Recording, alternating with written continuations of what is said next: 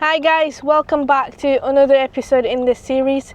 Now look, everyone sold you a dream, right? Location freedom, time freedom, being your own boss, and all of that is real, but there's also a part of it that no one actually talks about. Not a lot of people actually make videos on it, and that's the part that actually takes quite a lot from you and has got nothing to do with your account balance. All right, now let me quickly park the car and we'll have a little bit of chat about this, because you start to think that trading is taking your money, and to be honest with you, that's the least of it.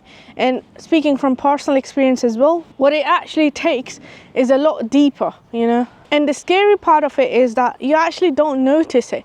You don't notice it happening until quite later in your trading journey. Now, before I talk about my own experience, I would really appreciate if you would go like and comment under this video.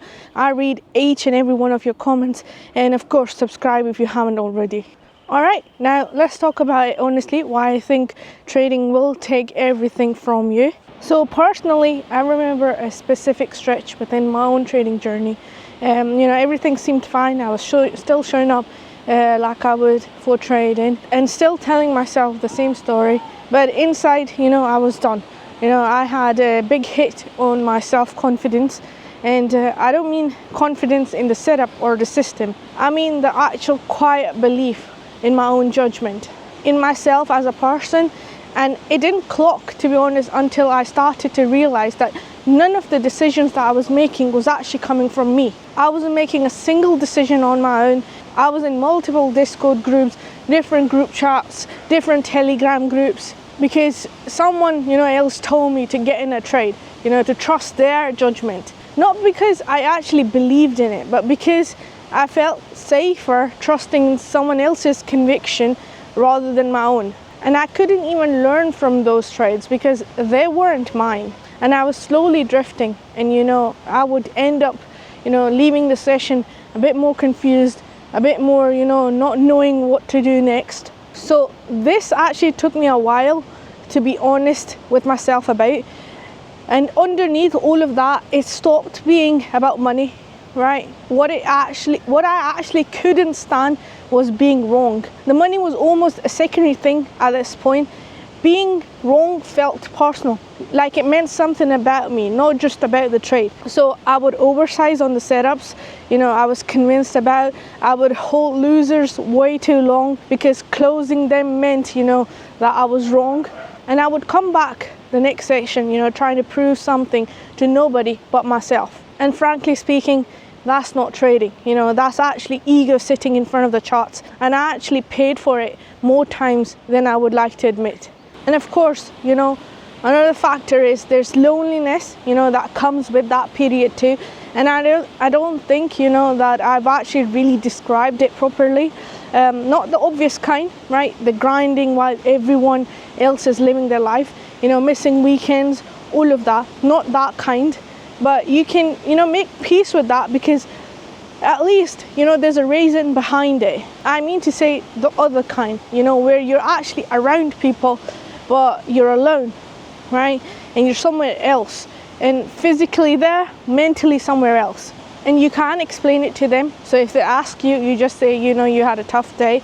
But inside you're questioning whether you built for this, whether it is actually the path that you want to take for life. So you say tough day and you leave it there, because the reality is you're questioning everything, right? I don't know if I'm built for this. I don't know if this is something that I can do for life. And that's the conversation most people around you are not, equipped to understand properly, right? So you keep it in, and the more you keep it in, the more it takes over. And to be honest, your body keeps score, right, through all of it, even when you're not paying attention. I thought personally that I was locked in, during that period. I was disciplined, I was grinding, but I had broken sleep. Through every trade, I was holding my breath, without realizing it. So I had actually, mistaken chronic stress for focus, running on cortisol, thinking it was the drive. And the thing that actually got to me, if I'm looking back into my own journey, was when the losses actually stopped just hurting the account, right? And started feeling like judgment on my ability, my future, just me. So a red day wasn't just a bad trading day, because what it was actually a confirmation about something that I feared about myself, right? And from that place, I wasn't really trading. I was just protecting my ego, blaming everything around me, because actually owning it felt a little too much. And to be honest, I was doing all of this like I had, 1 month left. Like if this week didn't work out, then it was all over. And that energy, right, that compressed, desperate timeline, it made everything worse. Every single loss carried weight, of my entire future. No room to breathe, no room to just have a bad week and reset. I was just suffocating under the pressure of right now, making every decision from that place. And frankly speaking, that version of me, I think about her sometimes. I don't judge her, right? I know she was trying, she couldn't see what was actually happening to her.